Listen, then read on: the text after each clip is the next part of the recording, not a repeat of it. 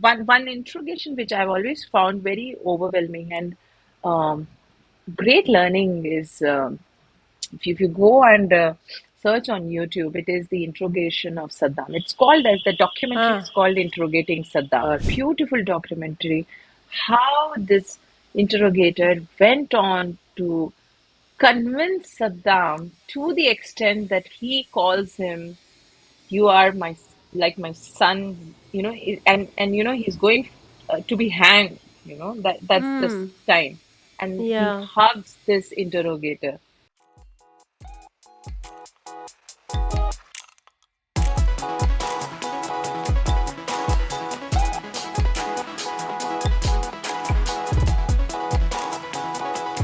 So, Major Nithi CJ, it's such a huge honor and a privilege to have you on Heart Life Rhythm podcast today. How are you, Major? I'm doing great, Gemina, and thank you so much, Doctor. This is such a great opportunity for me to be on your platform. I have heard some of your podcasts, and trust me, I it's like a dream come true for me to be on your show. Wow, thank you so much. That's very, very kind and gracious of you.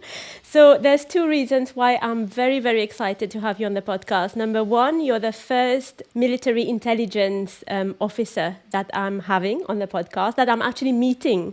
And number two, Oh, you're the lovely. first woman, the first female army veteran that I'm also meeting. So, a lot of firsts in this podcast. So, I'm really, really excited. So Yeah. basically, I think our audience, my first question to you would be what inspired you to choose this particular line of work in intelligence in the army? Because I can't imagine that a few years ago, even now Mm-hmm. to this day, that would have been a very traditional route for a young woman. Yes, and even today, at least in the tier two and the tier three cities, women still are struggling to convince their families to join the forces. So, I mean, yes, I would love to answer this question, Gemina. Yes. So, I come from an army background. My father was also in the army. So, the Okay. inspiration was always there at home. But inspiration alone cannot help you to, carve your path. You have to work hard, you have to put in your efforts, and you have to break your own comfort zones and, come out of that shell and, try and explore yourself, your potential. And the beauty about this organization is, irrespective, if you have been in this organization as a child and you have seen this organization very closely, Yeah. when you come on this side of the fence, the life is absolutely different. So, the inspiration was always there at home. And I have been gathering information about which stream suits me to, which will fulfill my professional goals. And the more I came to know about intelligence, because it's a very hushed up affair, it's Yeah. not much spoken about. So you have to, keep exploring, keep going on that hunt and find out people. I was lucky that my father had, that exposure where, he have interacted people from this organization. So that kind of helped me to understand more about this organization. And I think so in a way that surprise element, that mysticism, that mysterious part of it, I think so that drew me more to this organization, and it's a lovely organization for women. I was astounded to know when I joined the organization, already more than 60 to 100 women have already been part of this organization. More than 6,000. 60, more than 60. 60. That's what. Yeah, But even yeah, 60 not is a 6,000. nice number. It's a nine, yeah, more than 60 odd officers have already been, so, part Wow. of this Okay. organization.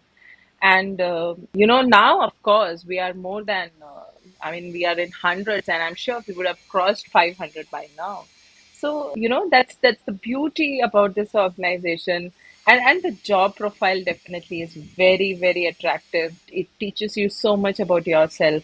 And I'm sure it is very inspiring for women. And it's irrespective of whichever army, in all armies, the intelligence setup functions more or less the same way. Okay. We Okay. we often refer to literature from other armies. We work on that. We try to, incorporate and understand, take our learnings from their, their projects. So, it's like an open secret going around. But yeah, so there's a unsaid bonhomie that we respect you for what you're doing. That's always there in such specialized forces. You have that bonhomie, you have that respect for other countries, other armies. So Amazing. yeah, so that's Did how you? the my journey started. Amazing. Very inspiring. Who would you say were your early role models, if any? Did you have any particular person you were looking, I want to be like this one day, man or woman? Or did it come from Mm, you yourself, your inner strength? So, when I speak of role models, I probably had them at my home itself, my mother and my aunt, my grandmother. They are very strong women that I have been brought up amongst. So I didn't have to actually look out at all. Like I had that at my home, and they have proved themselves to be very strong and firm and I would say very focused in whatever profession they have been pursuing. And especially for my my aunt, she's an educationist and she's a principal. Okay. So in that Okay. role, you have to be very strong. You have to stand for yourself to prove your worth. Be firm because again, you're entering. Although teaching, you have a lot of women teachers, but yet as a principal, the domain is still quite. I would say there is a good percentile of men being part of this because administration, there is this somewhere this understanding that when it comes to management, when it comes to administration, actually women are better in this because we are doing Yeah. this at a personal friend as well as a professional friend. But Yeah. somehow, in a professional domain, that gets little underrated. That's always there. But Could. and my grandmother, like she has seen three wars. She's been a wife Oh of a my soldier, gosh. and she has seen three wars. She has brought up two young girls in a warlike Wow. situation. And literally carrying an infant child around when there is bombarding going on, and you have to take care. You have to be safe. You have to ensure your safety, security, and it's very so my inspiration was again my role models are at my home. Very strong women. Very, very strong women. Um, for the viewers, the young viewers who would like to kind of, who are thinking of a career in the army or in intelligence, what are the practical step by step, just a brief summary of what you had to go through, what they will have to face to eventually get to where they need to be? Shall I think I it's a long put road. it across? No, it's a long road, and we were just discussing. I've been into Yeah. mentoring Yeah. aspirants. The core requirement is that you be a good citizen, a good human being. If you work on that aspect, if you look at all so it's, theoretically we say that there are 15 officer-like qualities that we look at, but there's so much more. There is so much more which encompasses in being a good human being. In there are more qualities needed to be a good citizen of this Yeah. country. Yeah. Yeah. So I think so. If you are a aware, informed, conscious citizen and a human being, it's taken care of. So the practical step is to work on your qualities. The qualities are already listed. You can Google it. There are 15 officer-like qualities and introspect. Keep Okay. introspecting that how do I develop these qualities in myself? Because, all these tests and interviews, probably you can crack them. What's more important is to become a good officer at the end of the Yeah. day, a good leader. And for that, you have to read newspaper. You have to be aware what's happening in your country. You have to space up with the world. You can't just be in a cocoon and say that, I'm preparing for the exams. And you're doing nothing. You're not socializing. You're not meeting people. You're not helping people. Your social participation is very much a part of your training and very much a part of your preparation. And I guess street awareness, that kind of third wisdom, is very, very important in your field of work as well. And that's something you can't always, there's a certain limit that textbooks will take us to. And then Yeah. the other is all those, you know, not the just intelligence quotient, but the emotional, the spiritual, all the kind of savviness that comes with the field. I think that's really important. Yes, and I'll share a small incident which can help our young generation to Yeah, understand sure. what I'm trying to say from this. So I was in my college. I had already cleared my interview, and I had gone to collect some documents from the university with my cousin brother, and we had just entered, took the document, and we were just on our way out on a bike, on a two-wheeler, and we saw a girl, rush past us. She was speeding, she was at a very good speed, and something intuitively told me that this girl is not safe. That speed is not good for her.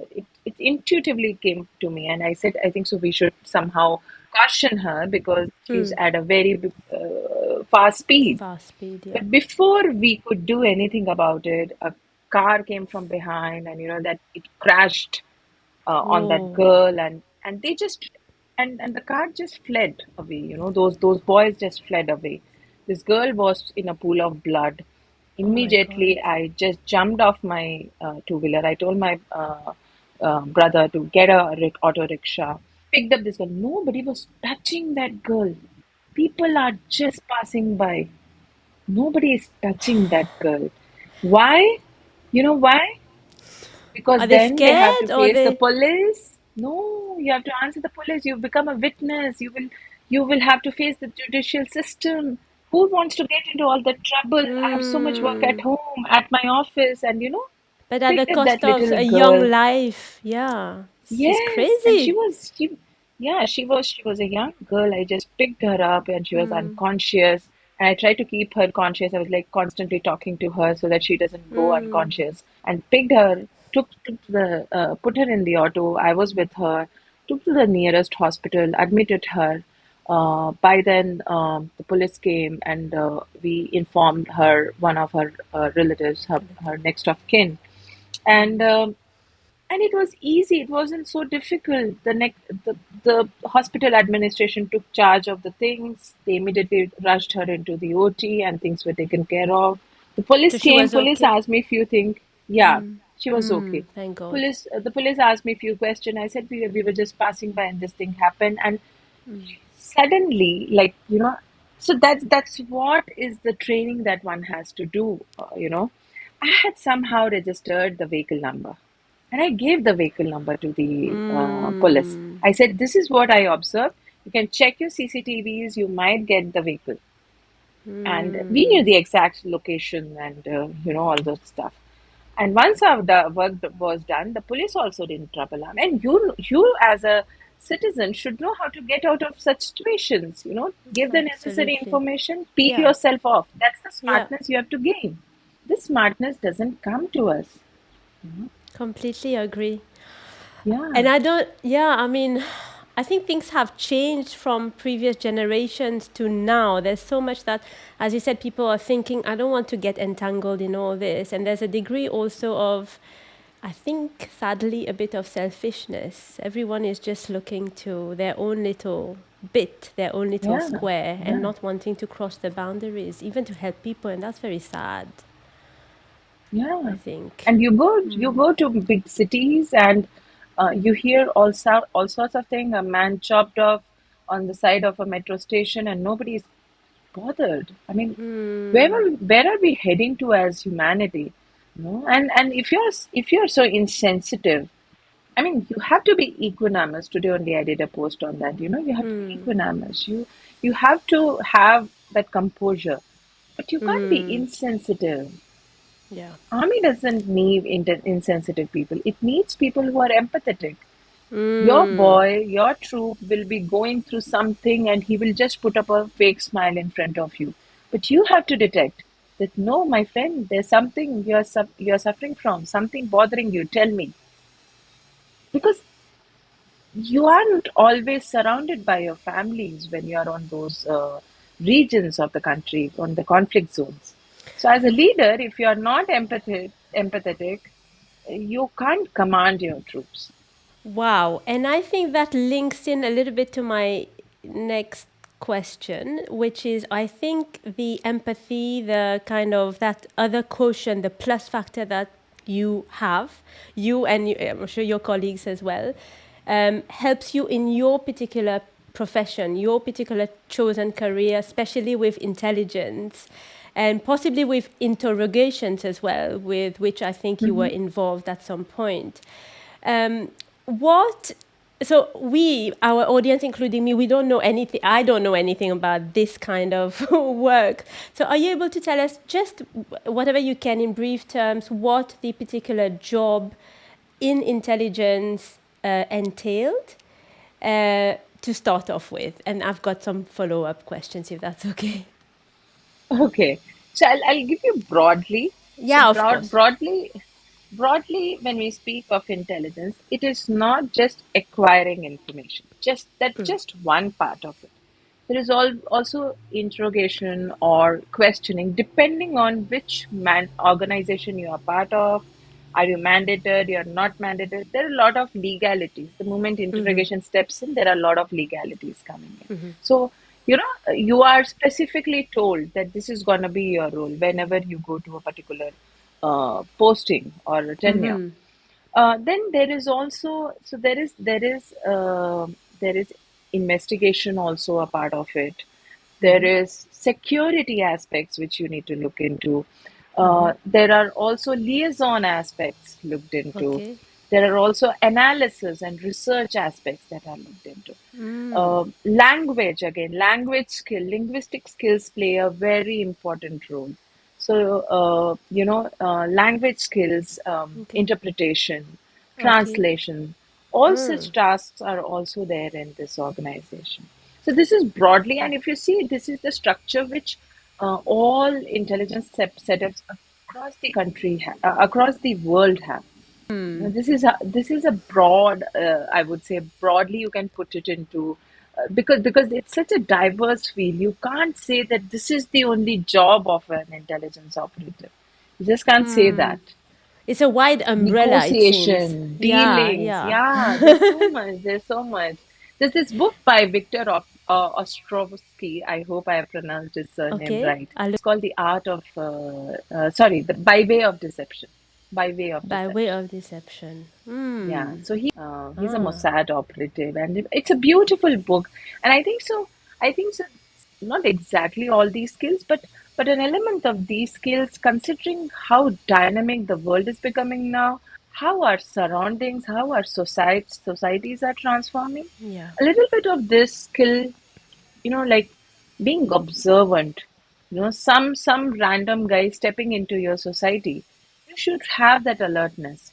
You should have that observation skill that this is not what is in pattern. Correct. So there are many such things you can pick up from this book. It's a beautiful book. I just love this book. Okay, we'll put the link and Yeah. I'll make sure that I've looked it up and got a copy as well. Thank you. So I'm guessing from what you said, interrogation is not just what we see in movies, this dark room, these chairs and table, and somebody Yeah, scaring, and definitely not. Yeah, and definitely not always beating up black and blue the other person. No, uh, that's not. It's not that gory thing happening always. is there any particular interrogation, without going into specific details, but just to give an idea to our viewers, that you have found particularly challenging in your career, that you had to use other tactics or techniques to extract information? I mean, I think every interrogation is that's one thing said, Yes. and it's always each interrogation has been very unique, and I think so. I've been um, lucky, I would say, that I got a very diverse exposure of Ah, different okay. ethnicities. So I can't say a specific interrogation, but I think so. The biggest challenge in any interrogation is to find the truth in a said given amount of time. It's the biggest Oh. challenge to break the psychology of the other person. It's always a challenge. It's always a challenge because the other person is also equally prepared. And sometimes language can be a barrier in this. So it's very important that we keep ourselves well versed with different languages. At least, see, we are Indian, so at least the languages in the Indian subcontinent, just have a little understanding, basically, because you have to be friendly with them. You have to be little pally with them. Then only they will reveal things to you. However, this cannot be the approach to every other person. So you have to kind of pick and choose, and it is this pick and choose which is a challenge. It's really a challenge. I think so. The most one interrogation which I've always found very overwhelming and um, great learning is if you go and search on YouTube, it is the interrogation of Saddam. It's called as the documentary Ah, is called Interrogating Saddam. okay, okay. It's a beautiful documentary, and I'm not taking any sides. I'm neither taking sides of US or not, Sure, sure, sure. nor the other entities involved. But it's just, somebody who wants to understand the trade craft can watch this documentary, and it's a beautiful documentary. How this interrogator went on to convince Saddam to the extent that he calls him, you are like my son, and he's going to be hanged, that's this time, and he Yeah. hugs this interrogator and he says, I Oh, felt I was with my son. Yes. So you see the power an interrogator has, the power of a intelligence operative, and yet that operative has to maintain his composure. He has to be loyal to his own organization, his own country. So there are so many aspects. There are a lot of challenges involved. So that's why, like, across the countries, we have this kind of a respect that, for this trade craft, because it doesn't come that easy. Interrogation is not everybody's skill. You have to work on yourself. You have to constantly, introspect after every task that could you have done that or not. There's a post analysis also going on. and just in terms of practical, is it usually only one officer who would interrogate a person, or is it more usually for kind of safety, things like that? Or can it be just one individual? See, it's a whole team concept. It's of course a team concept, and depends on the kind of interrogation. Depends on how the subject is. Does Yeah. he need something like that? So then we have this change happening. Like few hours you do, then I'll take up and things stuff like that. So you have to be mentally fresh, and I still remember in my first interrogation, I was like a lieutenant only, and I was Uh-huh. young, and I would get all the odd time slots, like 2 to 5 in the morning, and you're Oh, like, God, that's the time you're most sleepy, and you're like, oh God, you have to stay awake, you have to be mentally awake, and don't and get frustrated, you have to be very patient. Yeah, patient. yeah, That's patient. a whole Yeah. new world, eh? Wow. In your career, any special happy moments? One particular moment that stands out that you always remember as a very happy memory, and then one very hard moment in your career, if you'd like to share. Okay, so this happy moment is related to the relationship which we officers have with our troops. So the happiest moment was when I left the army. After that, it had been like few months, and so this particular sepoy was like my buddy. So a buddy Okay. Okay. typically is a person uh, who so you are like a mentor to this buddy, so that is the reason young sepoys are put under your command so that you train them, you prepare them professionally, personally, socially, in all levels. You are like a mentor to this boy. And yet, in due course of time, if ever you face any combat situation, this person is supposed to be with you. He should accompany with you. So that's why you have this kind of a rapport and tuning. So they will help you in little administrative tasks, take care of things, say when the house help is around, just have a glimpse that okay, everything is safe, things Yeah. like that, small little tasks. So this is all to bring in that rapport between you both. So Yes. I'll always check up with him, that is he fine? Is his wife comfortable? Things like that.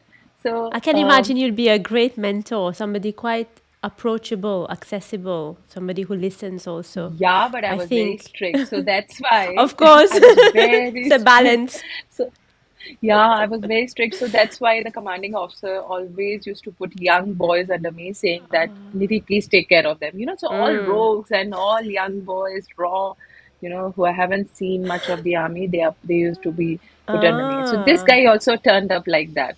And he would be like, he would move like this when he's talking to me. I'm like, please stand in attention. You're not supposed to move yeah. like that when you're talking Yeah. to me.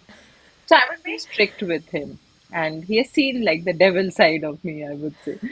And when I left army, and it was just few months, and I still remember 10 June is my husband's birthday. On the Okay. 9th of June, I got a call. I get a message, not even a call. I get a message, and that too an SMS, not even a WhatsApp message, because I had strictly told him, you will not contact me on WhatsApp ever. Oh. Yeah, because they Yeah. kind of Some get limits, socially some casual, and boundaries. yeah, so I had to set those Absolutely. boundaries with him. And he sent a message, which was in Hindi, and it said, Jai Hind Saab, beta hua hai. So, like he Oh. gave the salutations and said that, I have been Oh. blessed with a baby boy. So, I mean, strange way of giving emotions, but that's how, our troops are. There's a uniqueness. So there's an unsaid bond between you. It Yeah. was a very happy moment for me that, That's yeah, he beautiful. considers Yeah. me. And there are some of them, Gemina, you won't believe, they still call me any occasion. They definitely make it a point to wish me a Diwali, a Dashera. And Oh. same goes with me. I try to reciprocate that, check with them. Are they fine? Are they doing well? Few of them have also retired. Now, for an officer, you still have some support system, but for a Jawan, it becomes very difficult. So you need to keep checking, It's like a so family. it's a Yeah. family. It's a family, and that's what I keep telling aspirants. You might be okay missing a session or a class of mine. You think it's okay. I'm missing a session. But would you do the same when your troop wants them to hear you out? Wants you to hear them out. Would you do that? Or your commander is calling you, he wants to brief you, and you say, I am not in a mood to be briefed. You can't do those stuff. No. Your boys are watching you. So, Thanks for and coming to a sharing that. bad moment, If you had uh, any, it doesn't have to be that you had a bad moment or sad or. uh, I think so. The most, I mean, it's not a sad, but a moment of mixed emotions is always when you're hanging the uniform. So Oh, that's kind of an emotional moment because you have to de-identify yourself from that, and you yes. have to step into the civil world. So I think so. That was a little bit, I would Sad. say, an emotional moment. Yeah. Mm-hmm. But Um, again, like I was in a branch where we hardly wore the uniform that much. But yes, there is a lot of emotions because you become nostalgic, I think so. That's why yes. you feel so. Wow. And so when we speak of the espionage world and spies, a few names come into mind. There's Mata Hari. I think she was a Dutch Yeah, spy who yeah, she used to spy for Germany, or she was accused of that. In India, there was, I think, Saraswati Rajmani, I think, who was in the yes. 1940s. I think she was deemed the first, considered in general the first female spy in India. Yeah. How do you Yeah. see the evolution over the last century or so of this world of espionage? Have things changed quite a lot in terms of techniques or whatever? What is your take on that? Of course, things have evolved more because now technology steps in. It's become much easier, I would say. It's become much Easier. easier because countries don't have that kind of boundaries now. They are not limited to that kind of boundaries. And if you see the whole concept of internet, how it came into, so there's a very beautiful book on cyber conflict. I'm forgetting its name, but whenever you read conflict as a subject, so this is one concept which comes out that internet massively changed this the dimensions of this tradecraft, and of course to the whole defense and security parlance. It just so you see the kind of info dominance today you can have sitting here in India. You can have info dominance in other parts of of the world. You couldn't imagine that before the internet era. It True. was very difficult. Yet, the beauty about about this tradecraft or the whole defense parlance is, uh, we always say that 80% of information is on the web. How to use that information? That's one part, and the fight is still for that 20%. This 20% still is a challenge. Still needs the conventional tradecraft. You still have to rely on those old techniques. That's the beauty about it. So till the time I think so the human interface is part of it, you will have to find a fine balance between technology and the human resources. What do you think of AI, the role of AI in espionage? Do you think we're going to rely more and more on it? Are there any dangers to it, do you think, with deep fake and all of that stuff?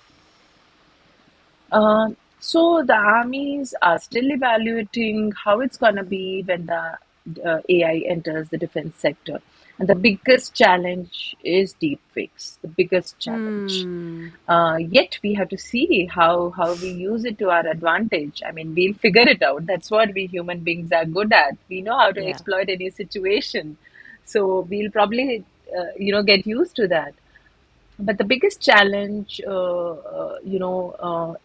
to when we talk of counterintelligence, that is to ensure that our information doesn't go out. The biggest challenge will be ensuring misinformations don't happen, propaganda campaigns don't just become overwhelmingly dominant. All Yeah. these things will still remain a challenge, in a counterint perspective. When in an acquisition perspective, of course, so, we have to see how vulnerable the adversary is to these kind of technologies. Thanks for sharing that. Um, Yeah. so just Because this it's is very just a impactful. You can see yeah, the yeah. recent, the whole Eyes on Rafa campaign. Ah, Most of it was AI generated, you know. So you see, technology can, in microseconds, in nanoseconds, you are flooding the entire web with different kind of campaigns. You're hitting psychology, and these graphics are really overwhelming, really intriguing for a normal user. and sometimes They very won't make out. convincing. Yeah, yeah, Sometimes I think so. Most of the time they are very convincing. yeah. You know, How to to make out generate what a is true? Yeah, so imagine when deep fake images start popping in up of the exact combat situation where they are showing more of deaths of children, of women. So it kind of hits you hard. It becomes difficult. I mean, for a moment, for a second, even you fall prey to it, and then by even if you say that okay, this is probably technology, but the human aspect of it has already hit you. You'll start thinking, what if it was happening? Mm. Yeah. You strike me as somebody who reflects a lot and who thinks about the global perspective a lot. So not just your world, but other worlds as well. Where do you think, as a planet, I'm asking, where do you think we're heading? That the human race is heading? And that's a very broad question, I know. Yeah, that's a very broad and that's a very deep question, I would say, and I don't know, do I qualify to answer it in my limited understanding? Um, but I firmly believe that we are evolving, and let's take it. I mean, because whatever energy follows thoughts, so whatever we think will manifest. So at least a few of us, or once we start thinking that we are evolving for the better, then only this evolution is gonna remain positive. So yes, technology is going to be a challenge for us, but till the time, I think so. As a human race, we know how to keep our dominance. I feel we always know that subconsciously. It's there. But at the same time, as a planet, are we really looking at keeping this planet alive? How much are we doing for it? Is our understanding deep enough, or is it superficial? These are some introspective things that we have to do.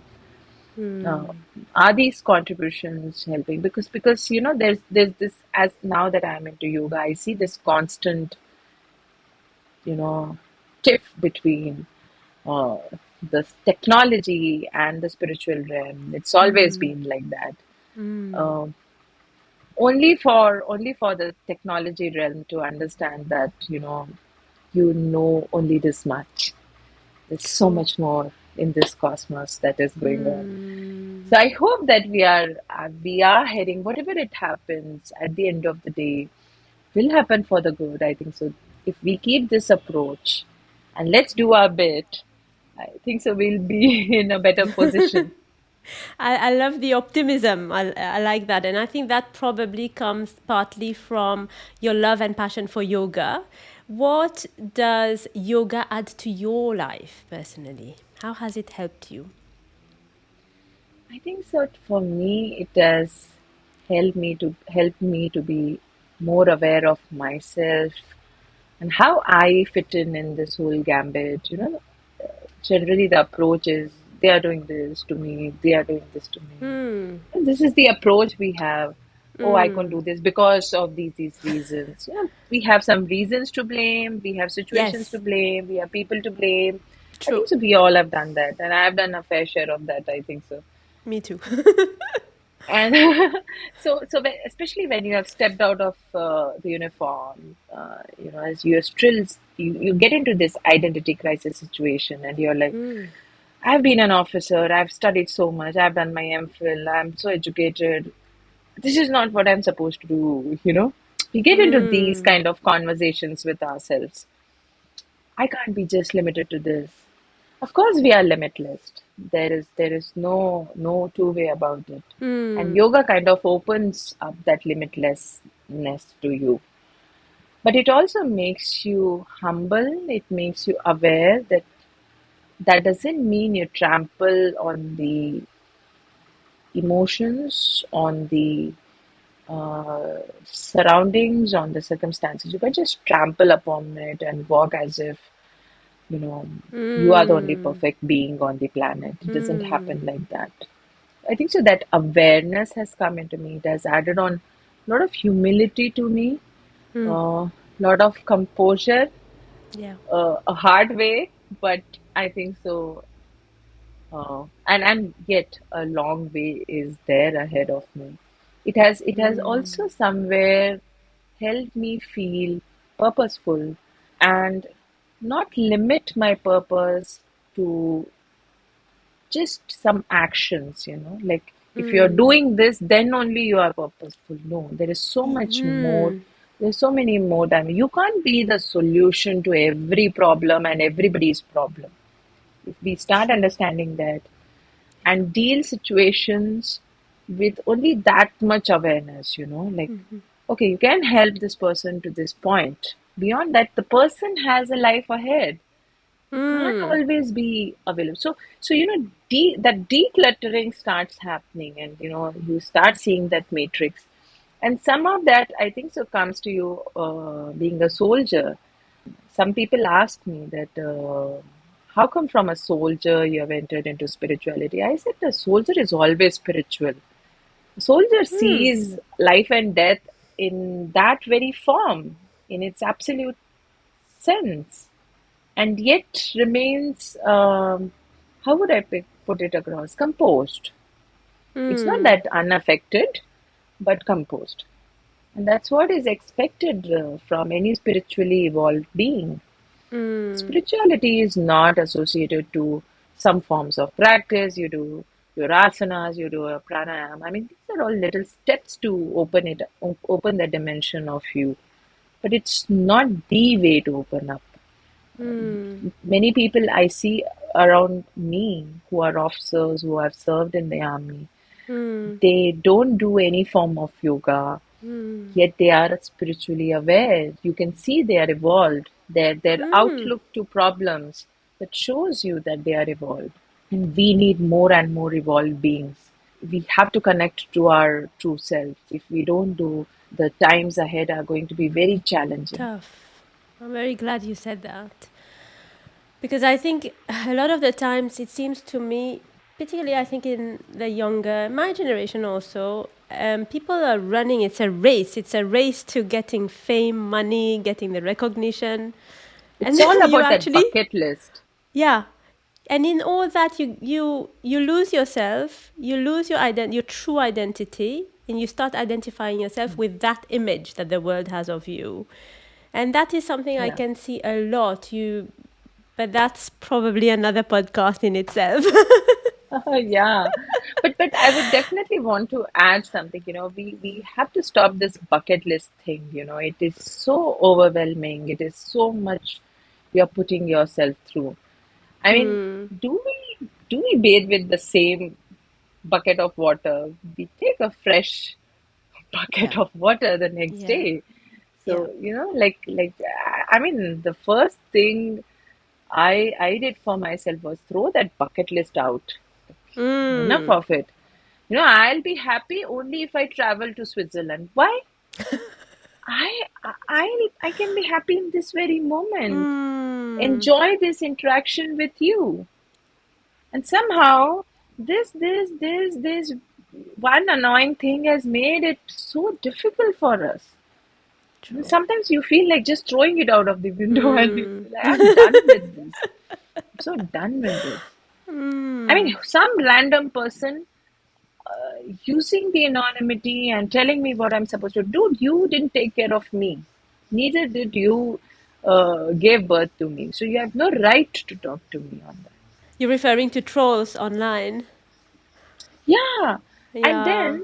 then, I've reached a point where I start feeling bad for them Mm. because that nobody took that pain to address these kids, or I mean whoever is behind that machine. Mm. That's the reason this is all unaddressed trauma, which is turning into backlashing others, hating others, creating hate, making fun of others, criticizing others, because they have never been appreciated for anything or acknowledged for anything. Mm. So I have So, started doing this. Whenever somebody trolls me, I make effort to point them out and say, get well soon. oh, I've started nice. doing that. I pray. So this is a trick which, so, and it's not from a space of sarcasm or anything. It's actually from a space of empathy, and I try to do that more mindfully. Mm. So for a while, what I've been doing, whenever somebody trolls, I take a screenshot, give a nice reply. It's not that I'm all that zen, but I do give a nice reply.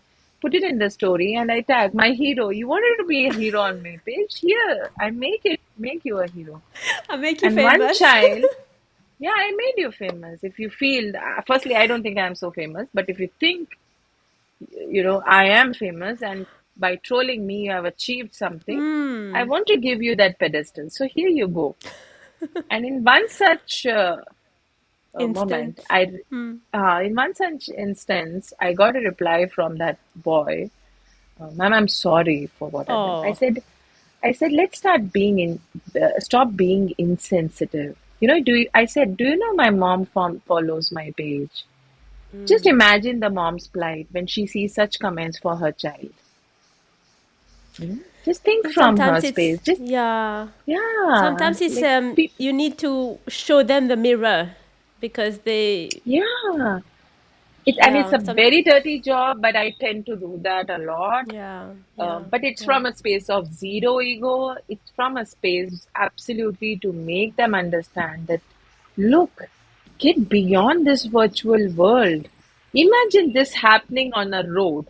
If somebody comes and yells at me bad words, we'll get either slapped by me nicely or Yeah. we'll be behind the bars. So why we think we are safe in this virtual world?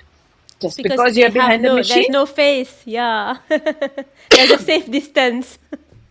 Yes. Very, thank you for But just sharing that. imagine this conversation happening on a roadside. It's fun. I love doing this. I think you're doing a fantastic job. Just a couple more questions. One that I think, well, I really wanted to ask you. You mentioned you were married, you had a husband when you were working in the army. How was it balancing it? Was it okay? Was it tough? How do you balance this career and, two very different worlds? And do you have children, if I may ask? Um, so we don't have children right now, Yeah. but I mean, I would love to answer this question because it's a question I often get. I really don't understand this word balance and management. I'm against these two words when it Mm. comes to personal relationship or Life. the personal life. Um, it's not an investment. It's not your money in the bank that you have to balance, you have to work out and manage, financial Yeah. management going on there. It's not like that. I mean, the only thing your family needs is love and attention and sometimes pampering. I mean, we are humans. It's the human element of us. And why do we have to make out time to be available for that? Mm. Career is just a part of you. It is like a profession that carries you through the life. That's all a career has to be. The plus and minus, the success and failures will keep coming and keep going. I mean, you have to be just honest to your profession. That's all is needed. And yet, at the same time, I feel don't compromise with your family, and don't. And I mean, recently I've heard. I don't remember that. The Hollywood actor, but in one of her speech, she says the problem with especially women is we have been put on that pedestal of that Wonder Woman, True. Superwoman. True. You are the greatest. You are without who doesn't wear a cape. You are a no. We are humans. Please treat us as humans. And while you are put on this pedestal, one fine day when you become a parent or you become a life partner, your partner realizes, oh, she's a human being. Mm. She has emotions. She has her low days. She has mood swings. And it's a lot of pressure that we women also, I'm sure men also in their own world, but that we put on ourselves. We have to be like this. True. I have to get 100 mark score report on every facet of my life. And it's, Yeah, it's impossible. exactly. And then what? The biggest challenge in our organization to be like them? No, I don't have to be like them. I can very much wear a kurta pajama like I'm wearing now and yet be professional. I mean, if we are talking of the superficial aspects which are taken into consideration by Yeah. us at times. Yeah. Yeah. To be professional, all you need is your gray matter, and if it's in the right place, you are focused, you are 100% thorough in your professional approach, I think so. I think so. Things are taken care of. The organization has had women for a long time. It is for us to make them realize that we have been there for long. We are no more novices. No? And I So, think a so lot of people that's don't an important realize thing. that. Mm, Yes. mm, And then we get into that reinventing the wheel. I will do it. No, why? What you have to do? There are people who have set benchmarks higher than you. mm, This organization needs honest officers, honest soldiers, dedicated soldiers. That's all they need. They don't need always the go-getters and this and that. No. mm. They just want average human beings. Good You human know? beings. Coming back to the inner goodness that we started off with. Exactly, exactly. And on the and in this organization, whoever is your companion, it's important whether it is a male or a female, officer, whether it's me or my husband, we both have to understand that this is one search profession which holds priority over anything else because you're serving your motherland, you're serving your country. So that's an unwritten law, and there should be zero doubts about it. At no point I should question him. Why aren't you giving me time? You're not sparing time to me, and get into all nonsensical conversations. In these 10 years, we have never had this conversation of you don't give me time. Never. This is one Mm. thing we have ensured. We never Is had he this in the same conversation. field also? Is in Yes, the same. Ah, okay. I didn't know yes. that. And trust me, it's more difficult when you are from the same field, That you was know? going to be my next question because I Yeah. thought maybe you understand each other better if you're from the same field, but so you think No, it's it's harder. equally, see, it's you just imagine in the military, mostly we'll see alpha personalities and some bravo personalities coming up. So if you see alpha personalities, there are always this constant, opinion sharing happening. There are strong opinions coming from both sides. So how do you find a balance? Initially, it was very challenging for both of us. We are from the same organization. He's also from the army. I'm also from the army. So You're it's both kind of, type A personalities. You're yeah, both. we both are. We both are, and we strongly put across our. One of my friends who's a numerologist, she was like, "You both are one. We both are number one," and she was like, "Oh God, what a thing is that to be? How you guys are managing?" I'm like, "What is there to manage when you have love? You don't need to manage things."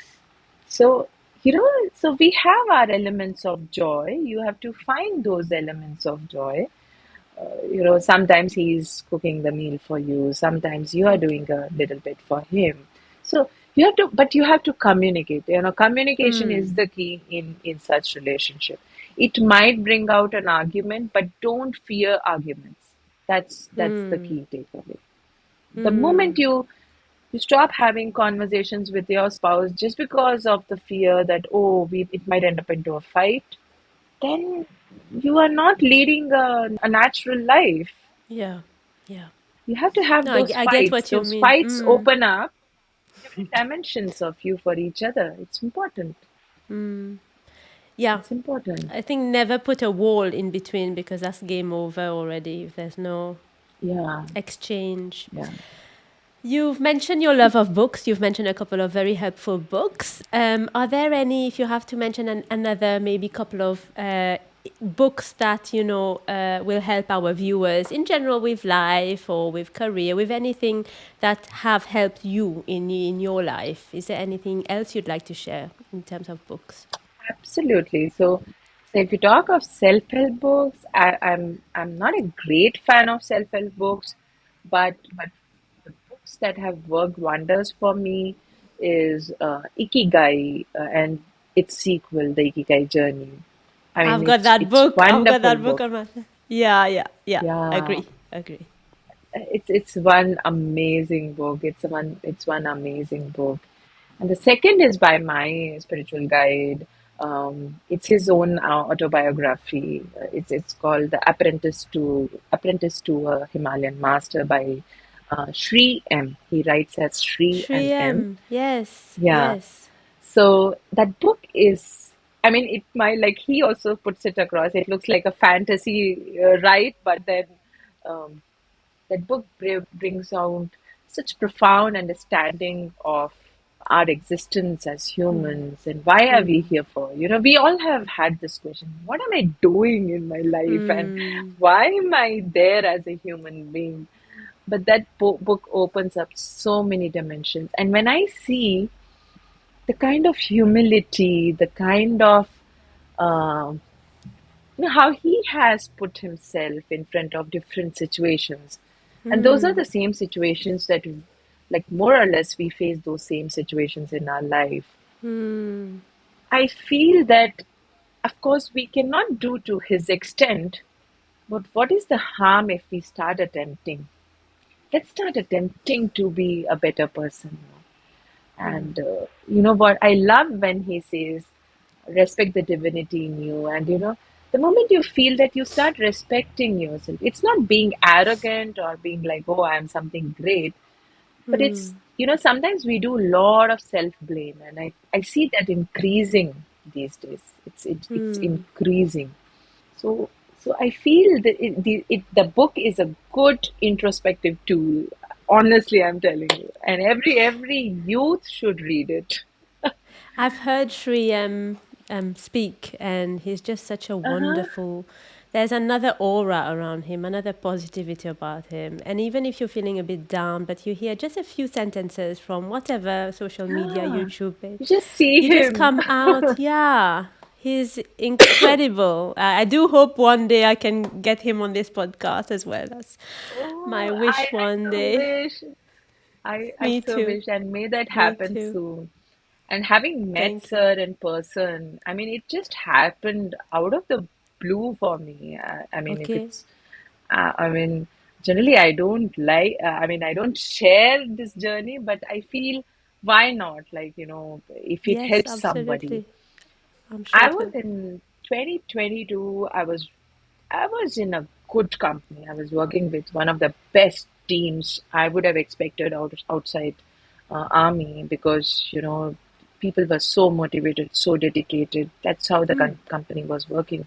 But yet there was this, even it was difficult for us to figure out why aren't the projects going the same way. And it was too much of stress for the CEO. And we had these conversations a lot, the CEO and me, and it took a massive toll on my health. Okay. It took a massive toll. I was struck by COVID. Then, of course, I developed this kind of indigestion problem, which lasted for a month. I was on Oh. pills for a month. Something which I never expected I will ever go through such situation. It was so uh, overwhelming that my boss told me, Nidhi, I think so, you need a break. I know you will keep going, but you need a break. You have to put that break. He said, take your time, take 2, 3 months, take whatever amount of time, take a sabbatical, just take a break. Because I'm someone who loves to be active. I can't see myself as ill. I can't see myself as inactive. So for me, that whole phase was very overwhelming. I was to join a friend. So I took this break and I thought, okay, what do I do now? So in that break, I thought, okay, I'll help a friend with branding she wanted my help in branding, but somehow that also didn't work, and we ended up in a bitter fight. And I never anticipated this is going to turn out like that. And Yeah. you're in that phase where you think, where everything is like kind of you feel is going Going wrong with wrong. me. Yeah. Yeah. And that's when my husband shares these 15 videos. There's a whole playlist called Spiritual Lectures by Sri M. And it's been shot in a very small studio in South India. And where he's speaking about his experiences, and bringing out instances from the book. So I saw those videos, and I've been hearing to Sadhguru for a long time during COVID, and trust me, is again one person who pushes you to just Yeah. use your gray cells. But I feel all these people know they are, just ensuring you reach your right teachers. So it's like, okay, you have come to me.